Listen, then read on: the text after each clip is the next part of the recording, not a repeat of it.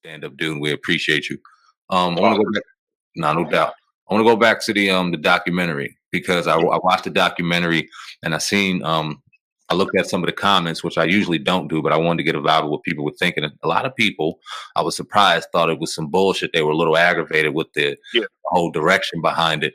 Talk about your feelings behind the documentary. A lot of people's credibility were questioned too. I didn't see anything about you, but some of the characters and some of the pieces in play were questioned.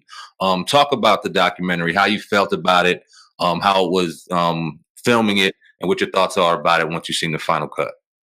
Well, when they got at me to do the interview, I was all game for it. It was through BBC. The guy told me they came at me, told me they didn't have no major budget. I know different. You're not gonna get flown from Europe and not in London and not have no budget. And you know what I'm saying? But I was just like, all right, cool. I wasn't busy, so I decided to do it. The documentary itself, it looked good. It was cool. I didn't like the fact that they tried to throw Big U under the bus, whether or not, that people felt like he had some type of involvement. I didn't like that. I felt like that was irresponsible because at the end of the day, you're innocent until proven guilty. And that's usually done where? In a court of law. But then when people get the slandering and making up conspiracy theories on people and trying to put people out there that possibly didn't have nothing to do with it on that level, because, as we know in the hood, just because you might get shot by my cousin, and because he's my cousin don't mean I had something to do with it. Right. And so I felt like that was irresponsible. I never looked at you as being a suspect because I have a different relationship with Big U, because Big U to me, first of all, he's a guy that loves children. Okay. We're not even talking about him and Nipsey. Nipsey's daughter, from what I understand, is related to Big U in some form or fashion, if I'm not mistaken. But I just couldn't see him, not even for his daughter, I couldn't see him doing that to his children. I don't know. I just have a different idea of Big U. Maybe I'm wrong. Hopefully I'm right. But all I know is that was irresponsible for them to do that, because I didn't see the final cut, of course. They just sent me the link. I watched it and I was like, oh shit. Like they went kind of like at him as if he was a guy that really had something to do with it. And I don't know. I can't speak on that, but I felt like unless you have proof, unless you have documented proof, that's irresponsible to put a black man or anyone out there as a person of interest in a crime that he probably didn't commit. He wasn't involved in that. I don't know. Yes, he's from the 60s, but that doesn't mean he has something to do with that. Him and Nipsey were once business partners and not anymore. Because they're not business partners anymore, does that mean that he had Nipsey killed?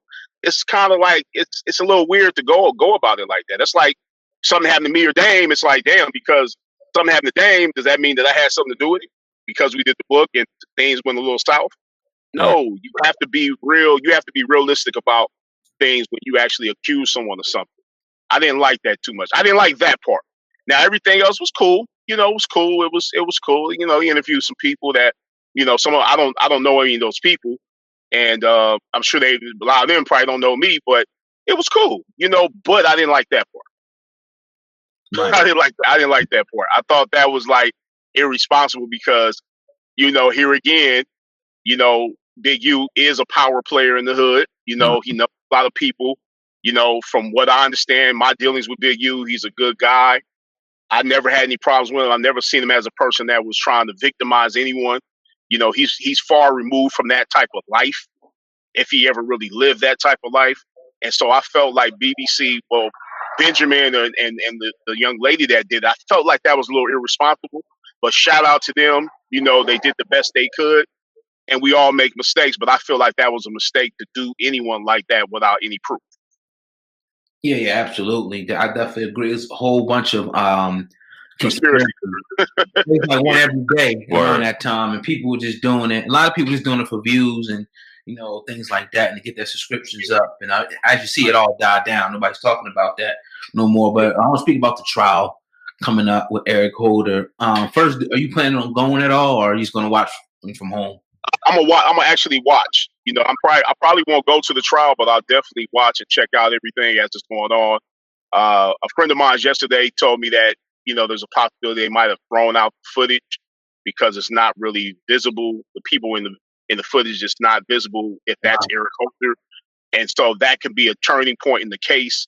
We'll see.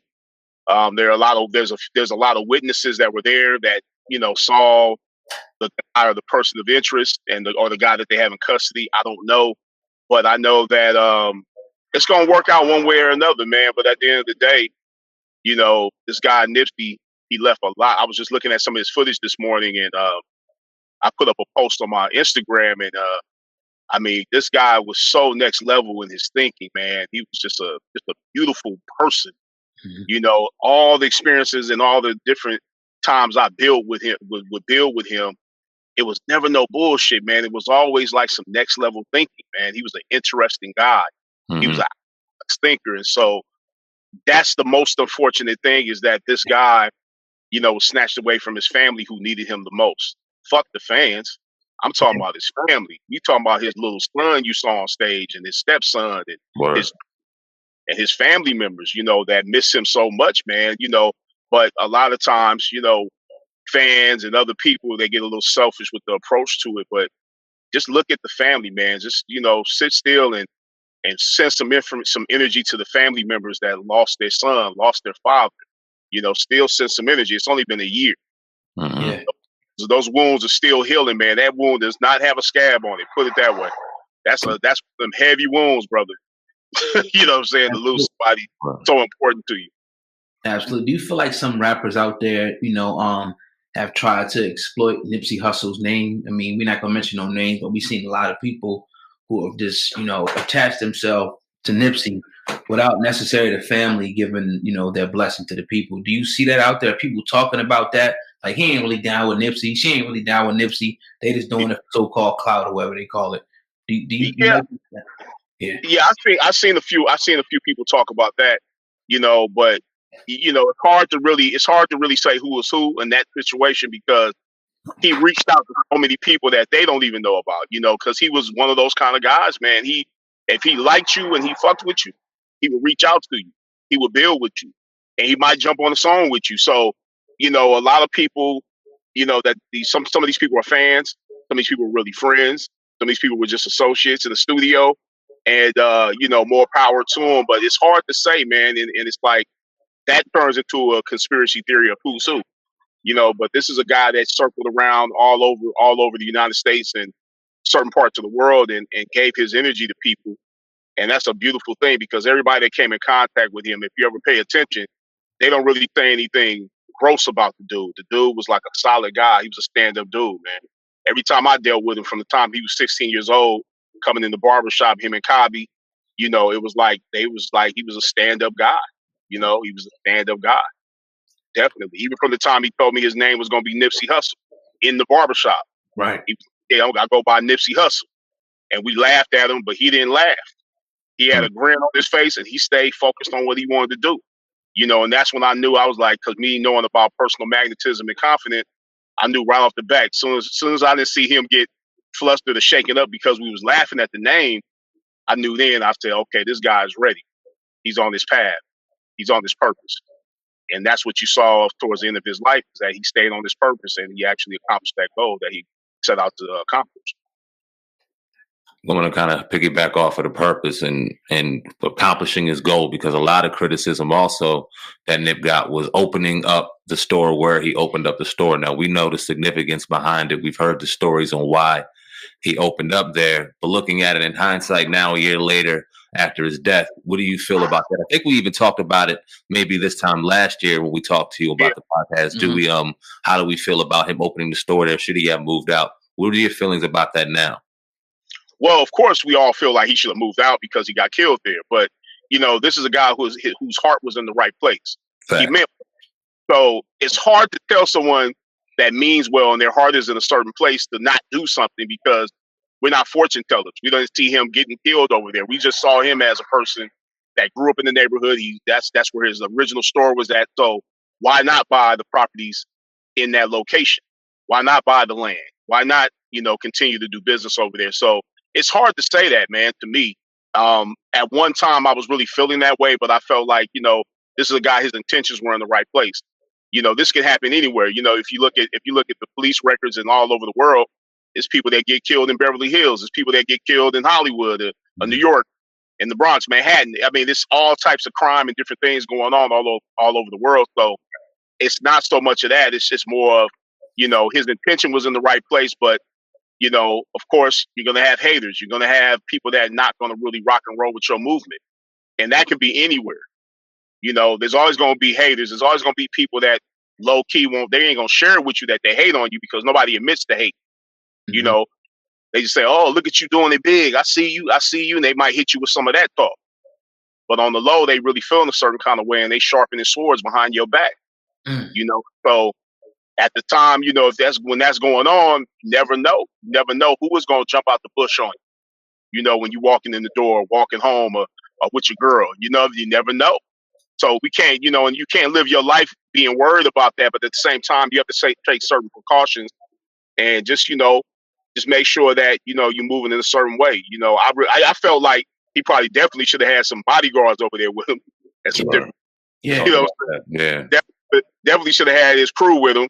But, and shout out to his crew, the All Money In crew, you know what I'm saying? Yeah. And they did the best they could, and I hope none of them are still feeling like, they could have did more because, when it's your time, man, this guy's playing.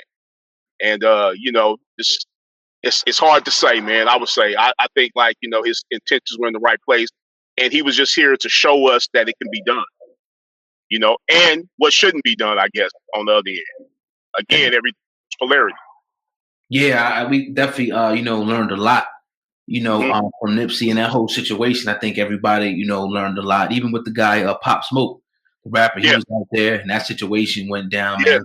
It's a crazy situation. Have you heard about the so-called driver?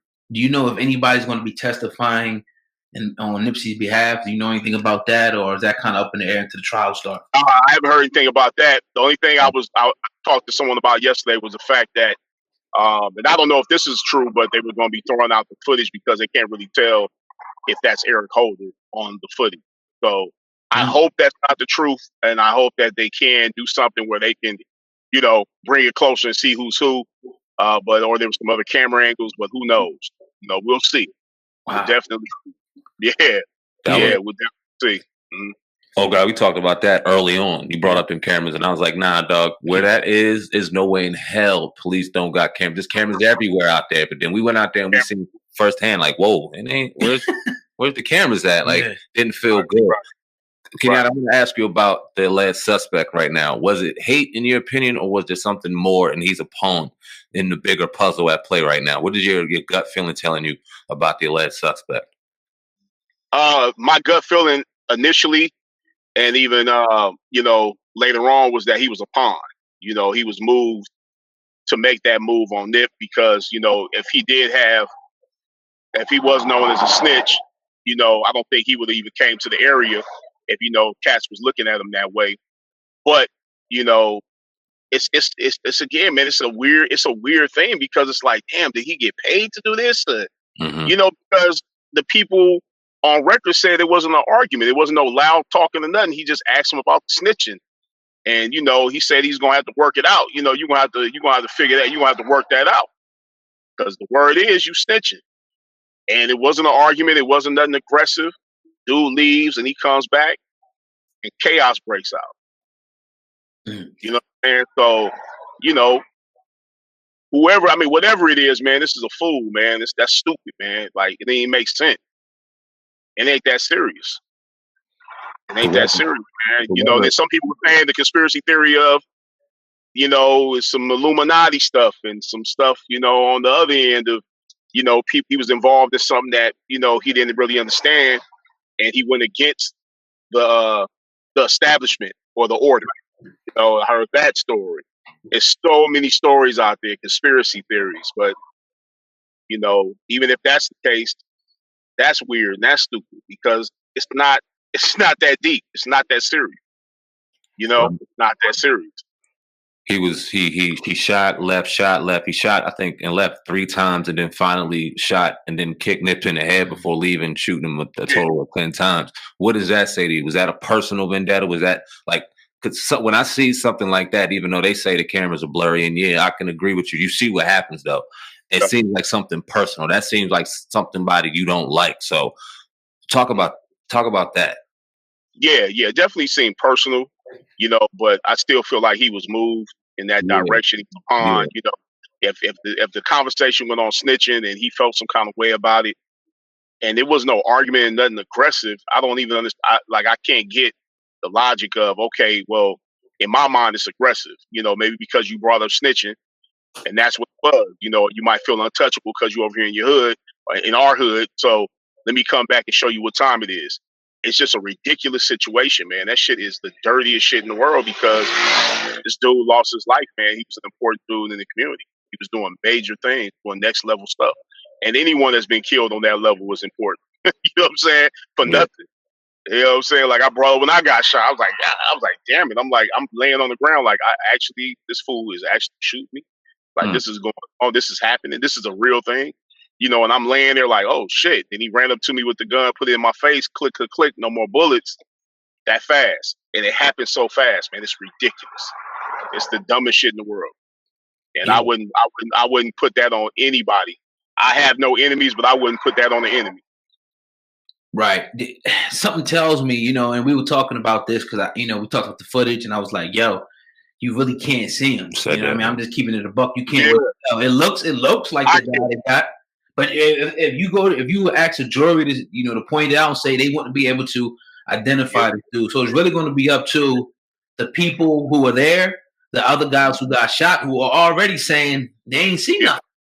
So I'm hoping that this don't go down that road to where they don't have enough evidence to bring this guy, down. If it was him, I got to leave it up, to speculation. I believe it in my heart that it was that guy that they have. But not because really. they had witnesses, but as far as the camera goes with the jury, you're right, man. Like, how can they really say, oh, that's him on tape? Right. Unless they have other footage that's actually clear from a different angle. Correct. Do you think that whoever it was, we got the last suspect in custody, but we have no one else even as a suspect in the case, in the murder? Did he go into that situation knowing what he was about to do, or did it happen based off of that conversation? Because like you said, we see it on camera. It didn't look like much aggression going on. It seemed like, as best as we see, it looks like people having a normal conversation. So if we can just allege that based off maybe the conversation, or what, do you think that he walked in there knowing what he was about to do? It seemed that way to me. Initially I was looking at it, it seemed like somebody put a battery in his back, but the other side is the snitching conversation. Snitching is a serious thing, as we all know, just being from the hood. Snitching is a serious thing. Like the guy in the movie said, that's like calling somebody a molester, straight up, and that snitching damn near is worse than rape. You know what I'm saying? In a lot of cases, molestation is connected to it. That's like the same thing. It's different sides of the same coin. So when you call somebody that, horrible, brother, you know what I'm saying? And people react, because they don't want their reputation to get tarnished in their neighborhood or wherever they from. You know what I'm saying?